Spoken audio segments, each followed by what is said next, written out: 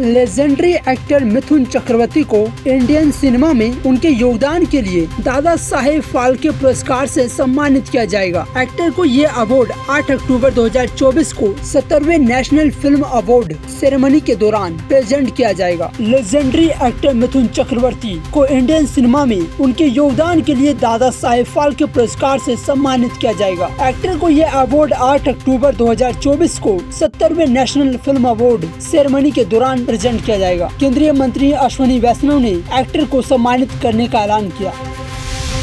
Israel युद्ध के मोर्चे पर है और साल भर से आसपास के देशों के हमले झेल रहा है और उनका माकूम जवाब भी दे रहा है। इजराइल पर फिलिस्तीनी संगठन हमास, लेबनान से हिजबुल्लाह, यमन से हुती विद्रोही, इराक और सीरिया से ईरान समर्थित मिलिशिया लगातार रॉकेट और बम बरसा रहा है। ईरान के हमले का भी खतरा बना हुआ है। इस सब के बीच इजरायली सेना अपने दुश्मनों को चुन चुन कर मार रही है और उनका खात्मा कर रही है। फिलहाल यहाँ जंग खत्म होते नहीं दिख रहा और अरब देशों में तनाव देखने को मिल रहा है। लेबनान में दहशत का माहौल है, सड़कों पर सन्नाटा पसर गया है। एक झटके में हिजबुल्लाह का चीफ नसरल्लाह का खात्मा हो गया है।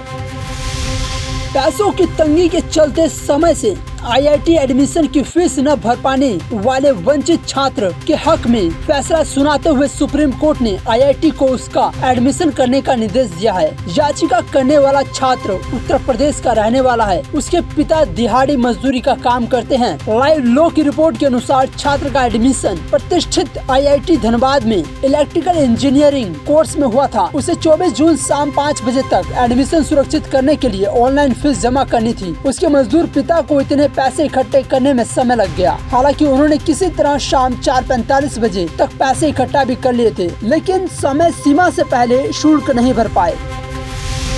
कई राज्यों में मौसम करवट लेने जा रहा है। आने वाले 5 दिनों में दक्षिण और पूर्वोत्तर के राज्यों में भारी बारिश की संभावना है। मौसम विभाग के मुताबिक अगले 5 दिन में मध्यम भारत में हल्की बारिश का अनुमान है। वहीं उत्तर और पश्चिमी भारत में मौसम शुष्क बना रहेगा। पिछले 24 घंटे में दक्षिणी कर्नाटक और गुजरात में भारी बारिश रिकॉर्ड की गई है। असम के मोली गांव से एक दिल दहलाने वाला वीडियो सामने आया है। इस वीडियो को देखकर आप भी हैरान हो जाएंगे। वायरल हो रहे वीडियो में तिलमिलाता गेंडा बाइक सवार का पीछा करता दिखाई दे रहा है। ये गेंडा 55 किलोमीटर प्रति घंटे की रफ्तार से दौड़ रहा है। इसने दौड़ के साथ बाइक सवार की जान ले ली। स्थानीय लोगों के अनुसार बाइक सवार सड़क से गुजर रहा था, तभी अचानक से गेंडा निकलकर सड़क पर आ गया और बाइक सवार के पीछे लग गया। बाइक सवार की पहचान सद्दाम हुसैन के रूप में हुई है और उसकी उम्र 37 साल बताई जा रही है। बिहार का शौक कही जाने वाली कोसी नदी राज्य में एक बार फिर से भीषण तबाही मचा रही है। वीरपुर के कोसी बराज से 6 लाख अधिक क्यूसेक पानी छोड़ा गया है। बराज के सभी गेट खोल दिए गए हैं। 56 साल का रिकॉर्ड टूटने की कगार पर है। जिधर से भी कोसी बराज का यहाँ पानी गुजर रहा है, उधर सिर्फ तबाही का मंजर दिखाई दे रहा है। इधर कोसी बराज का पानी मधेपुरा जिले के आलमनगर और चौसा प्रखंड से गुजरने वाली कोसी नदी में पहुँच गया है। पानी की रफ्तार काफी तेज है। इसका असर निचले इलाकों में देखने को मिल रहा है। पानी खेतों के रास्ते गांव तक पहुंच रहा है। कई गांव डूबने की कगार पर है। बादाम एक पौष्टिक और स्वादिष्ट सुपर फूड है जो कई स्वास्थ्य लाभ देता है। ये विटामिन, खनिज और एंटीऑक्सीडेंट से भरपूर होते हैं जो आपके पूरे स्वास्थ्य को बढ़ावा देते हैं। हालांकि इन्हें खाते समय यह जानना जरूरी है कि आपको प्रतिदिन कितने बादाम खाने चाहिए ताकि आप इससे मिलने वाले फायदे को ज्यादा से ज्यादा उठा सकें। सामान्य तौर पर प्रतिदिन 20 से 25 बादाम यानी 30 ग्राम बादाम खाने की सलाह दी जाती है। यह मात्रा आपको जरूरी पोषक तत्व प्रदान करने के लिए पर्याप्त है, वो भी बिना एक्स्ट्रा कैलोरी जोड़े। नेपाल से आई आफत और कुदरत के कहर की फ्रीक्वेंसी अब कुछ कम होती दिख रही है। इस बीच पश्चिम चंपारण जिला प्रशासन और आपदा प्रबंधक विभाग की टीम ने राहत और बचाव कार्य में तेजी दिखाते हुए प्रभावित इलाकों में मेडिकल कैंप, राहत शिविर और सामुदायिक किचन की व्यवस्था कराई है। ऐसा होने से प्रभावित लोगों को दोनों टाइम भोजन के अलावा पानी और दवा की सुविधा मिल सकेगी। 2 दिन पहले नेपाल से 6.40 लाख क्यूसेक पानी छोड़े जाने के बाद नेपाल से भारत में आने वाली नदियों में जलस्तर खतरे के निशान को पार करते हुए विकराल रूप ले रहा था। इससे दियारा के इलाकों में तबाही मच गई थी और हजारों लोग बेघर हो गए थे। नेपाल में हुई मूसलाधार बारिश से बिहार में बांध से अब तक हालात काफी चिंताजनक हो गए हैं। प्रदेश की नदियों का जलस्तर इतना बढ़ गया है कि अब वो अपने किनारे को तोड़कर पल्ले मचाने में जुटी है। पानी का दबाव इतना बढ़ गया है कि अब तक 7 बांध टूट चुके हैं। इससे राज्य के करीब 12 जिलों में 77 प्रखंडों में और 546 पंचायत पानी में डूब चुके हैं। बांध के इस संकट को देखते हुए राज्य सरकार के साथ ही केंद्र सरकार भी अलर्ट पर आ गई है। टमाटर का इस्तेमाल हर रसोई में होता है, लेकिन क्या आप जानते हैं कि इसका इस्तेमाल स्किन केयर के लिए भी किया जाता है। टमाटर त्वचा के लिए काफी लाभदायक माना जाता है। इसमें लाइकोपीन, विटामिन सी और एंटीऑक्सीडेंट्स होते हैं जो त्वचा को टोन करने, मुहासों से लड़ने और निखारने में मदद करता है। इजरायली सेना ने दावा किया है कि हमास में लेबनान शाखा के प्रमुख फतेह शेरिफ को मार दिया गया है। IDF ने सोशल मीडिया एक्स पर किए गए पोस्ट में लिखा है, हमास आतंकवादी संगठन में लेबनान शाखा के प्रमुख फतेह शेरिफ को इजरायली वायुसेना के सटीक हमले में मार गिराया है।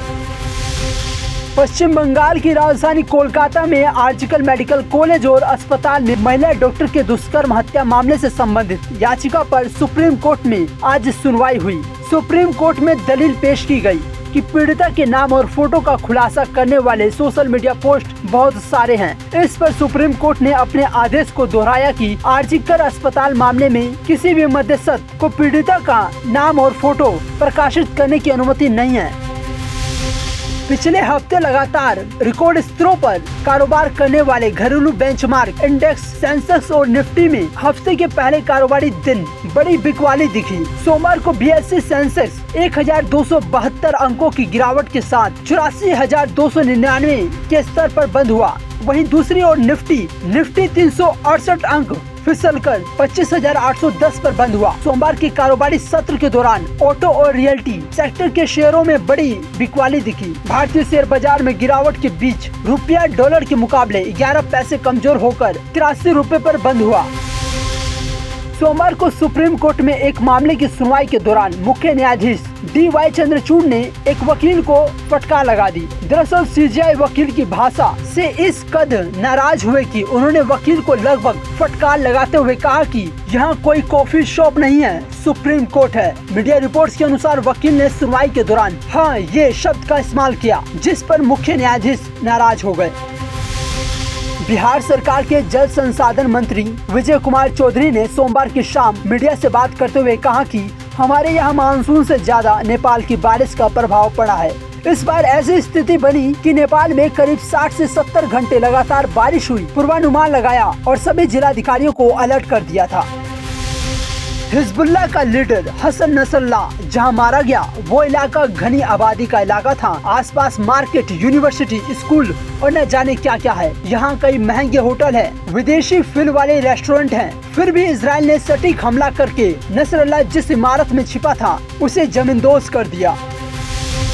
अयोध्या में नाबालिग बालिका के साथ हुए सामूहिक दुष्कर्म मामले में नया मोड़ आ गया है। वारदात के मुख्य आरोपी बताए गए सपा नेता मोहित खान का DNA मैच नहीं हुआ है, जबकि उसके नौकर राजू की DNA रिपोर्ट पॉजिटिव आई है। अब सामूहिक दुष्कर्म मामले में किसी एक आरोपी का DNA मैच होने का मुकदमा चलेगा। बता दें कि इस बहुचर्चित मामले के प्रकाश में आने पर प्रदेश सरकार ने कड़ी कार्रवाई करते हुए आरोपी मोहित को गिरफ्तार कर लिया था और अयोध्या में स्थित उसके शॉपिंग कॉम्प्लेक्स पर बुलडोजर चला दिया था।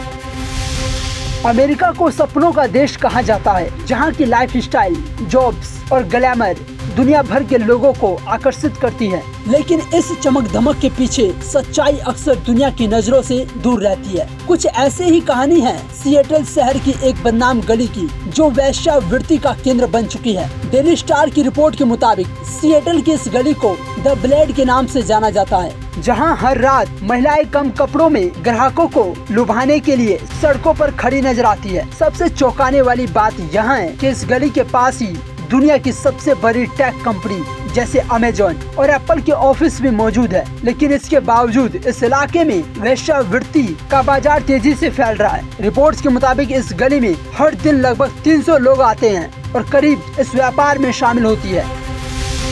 कश्मीर से लेकर लखनऊ और नई दिल्ली तक भारतीय शिया मुसलमान संगठनों ने लेबनान पर इजरायली हमलों की निंदा की है और हिजबुल्लाह के पूर्व चीफ सैयद हसन नसरल्लाह की मौत के विरोध में कैंडल मार्च भी निकाला। नसरल्लाह की मौत पर दुख जताते हुए शिया मुस्लिम धर्म गुरुओं ने 3 दिनों के शोक का ऐलान करते हुए शिया मुस्लिमों से अपनी दुकानें बंद करने का आह्वान किया, जिसके बाद इलाके में सभी दुकानों ने अपनी अपनी दुकानें बंद कर दी और धार्मिक इमारतों पर काले झंडे लगा दिए।